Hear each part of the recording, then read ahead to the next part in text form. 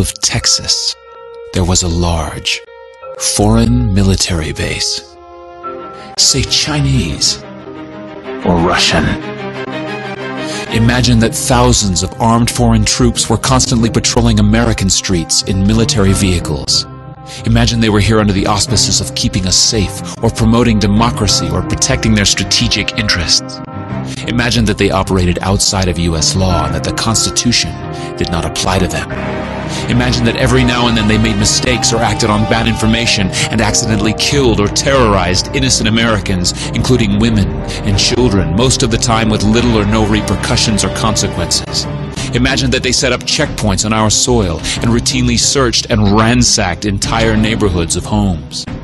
Imagine if Americans were fearful of these foreign troops and overwhelmingly thought America would be better off without their presence. Imagine if some Americans were so angry about them being in Texas that they actually joined together to fight them off in defense of our soil and sovereignty because leadership in government refused or were unable to do so.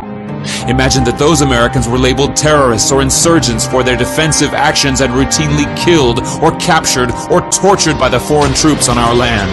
Imagine that the occupiers' attitude was that if they just killed enough Americans, the resistance would stop, but instead, for every American killed, 10 more would take up arms against them, resulting in perpetual bloodshed. Imagine if most of the citizens of the foreign land also wanted these troops to return home. Imagine if they elected a leader who promised to bring them home and put an end to this horror. Imagine if that leader changed his mind once he took office. The reality is that our military presence on foreign soil is as offensive to the people that live there as armed Chinese troops would be if they were stationed in Texas. Shutting down military bases and ceasing to deal with other nations with threats and violence is not isolationism. It is the opposite. Opening ourselves up to friendship, honest trade, and diplomacy is the foreign policy of peace and prosperity.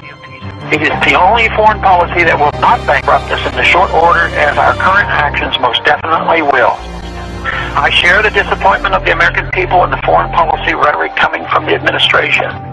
The sad thing is, our foreign policy will change eventually, as Rome's did, when all budgetary and monetary tricks to fund it are exhausted.